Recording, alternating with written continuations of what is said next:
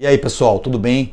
Você sabia que se você subir de peso e depois você tiver que perder 10% do seu peso, isso pode acarretar numa diminuição do seu metabolismo em 15, 20, 25%, fazendo com que seja mais difícil você manter aquele peso que você gostaria de manter?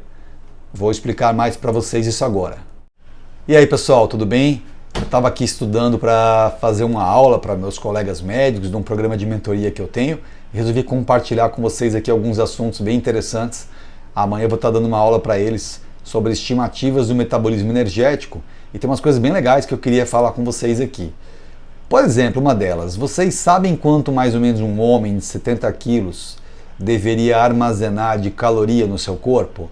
Como assim armazenar a caloria, Alexandre? A gente precisa armazenar a caloria no corpo, né? Para poder, no caso de uma necessidade, num déficit de caloria, numa dificuldade de alimento, você ter aquela caloria no seu organismo. Então, um homem de mais ou menos 70 quilos, ele deveria ter mais ou menos ali no seu corpo algo em torno ali de 10, 12 quilos de gordura, que vai dar mais ou menos ali umas 100 mil calorias, tá? Então a gente tem que sempre lembrar isso. 1 quilo de gordura tem 9 mil calorias. Então 10 quilos de gordura tem 90 mil calorias. 20 quilos de gordura vai ter aí, você faz a conta, 180 mil calorias. Então quando a gente pega um homem ou uma mulher que está com um percentual de gordura alto, não é incomum pegarmos homens, mulheres com 30 quilos de gordura, essa pessoa está com 270 mil calorias estocadas no corpo. E isso faz com que o organismo comece a gerar alterações metabólicas que por vezes até atrapalhe a perda de peso. São alterações metabólicas bem complexas. Quando a gente tende a fazer uma perda de peso, quando a gente tende a fazer uma atividade física focada na perda de peso, a gente tem que entender um conceito bem importante, que é esse conceito aqui, ó. Então o que acontece? O gasto energético total é tudo aquilo que o nosso corpo gasta de caloria. Muita gente tem dúvida, quanto que eu gasto de caloria? A gente usualmente tende a achar que a gente gasta muito mais do que o que a gente gasta. A gente tende a hiperestimar o quanto a gente acha que gasta. Às vezes você dá um treino e você ficou cansado, você ficou todo doído e você acha que você queimou 500 calorias, 1000 calorias e às vezes você não queimou nem 300 calorias. Então é normal, a gente tende a ir aquilo que a gente acha que a gente está gastando. E o que acontece? Existe o gasto energético total, que é toda a caloria que você queima ao longo do dia. E como que essa caloria é composta? Pela TMB, que é a taxa metabólica basal, ou GER, o que é isso? Que é o gasto energético de repouso. O que é isso? É quanto você gasta em repouso, ali deitado, sentado, de calorias, né? Então, sem fazer nenhuma atividade física, quanto que seu pulmão, quanto que seu coração, quanto que você gasta ao longo do dia. Depois a gente vai ter aqui, ó, o ETA, é o efeito térmico dos alimentos, tá? Então, assim, um alimento, ele gasta caloria. Como assim? Para ele entrar no seu organismo e ser absorvido, ser assimilado e virar energia, ele gasta caloria, tá? Então, normalmente, esse efeito térmico aí, ele pode variar em torno de 10 a 15%. Como assim? Se eu como um alimento X, ele pode gastar 10 a 15% para virar caloria. Então, quanto mais carboidrato, quanto mais açúcar a gente come, menor esse efeito térmico dos alimentos. Quanto mais proteína a gente come, maior esse efeito térmico dos alimentos. Então, resumindo, a proteína gasta caloria para virar energia. Já o açúcar não gasta caloria para virar energia. E por fim, a gente vai ter aqui o gasto energético da atividade física, que é esse aqui, ó, gasto energético da atividade física, né? Então o que acontece? Isso vai depender de quanto você treina ao longo do dia. Então normalmente isso vai variar de 15, 20% ao longo ali do seu gasto, e para atletas que treinam muito isso pode chegar até 40, 50%.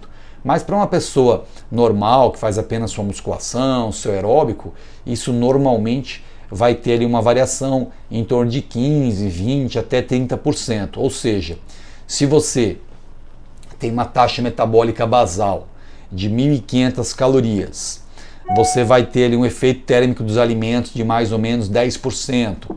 Então, mais ou menos ali, vamos falar ali mais umas 150 calorias. Então, a gente está falando 1.650. O gasto energético da atividade física, você consegue colocar aí mais uns 15, 20% em cima disso. Então, a gente está falando aí em mais 200, 300 calorias. Então, quando você soma tudo, você vai ter o gasto energético total. Então, é importante a qualidade dos alimentos que a gente come, que vai gastar mais ou menos caloria, e é importante a quantidade de atividade física que você faz para perder peso, porque quanto mais atividade física você fizer, maior vai ser esse gasto. Então observe que esses 3 itens vão fazer esse somatório aqui total. E uma coisa importante que eu estava lendo aqui num trabalho científico, é um review do Jornal Internacional de Obesidade, chamado de Adaptative Thermogenesis in Humanos, né, in Humans, em inglês. Então o que acontece? A termogênese adaptativa em humanos. Esse estudo fala que os pacientes obesos, depois que eles perdem peso, em torno de 10%, quando um paciente perde peso, um obeso, para ele manter uma redução de 10% no peso, ele pode ter uma diminuição nessa energia aqui gasta nas 24 horas em torno mais ou menos de 15%. Então você vê que um paciente que teria um gasto total de 2.000 calorias, ele pode passar a ter uma perda de 15%, que significa 300 calorias. E muitas vezes 300 calorias é o que você gasta num treino. Então o que a gente quer dizer com isso?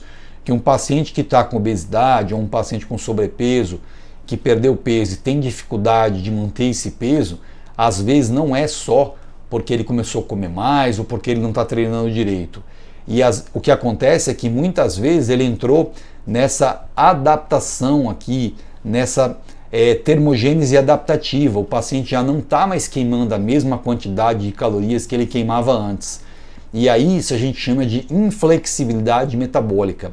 E para a gente fazer esse paciente voltar a ter uma flexibilidade metabólica, a gente tem que fazer estratégias importantes associadas a alterações de dieta, novas estratégias de atividade física e, enfim, uma série de coisas que a gente pode fazer para fazer com que esse paciente tenha novamente uma flexibilidade metabólica, ou seja, com que esse paciente novamente volte a queimar gordura.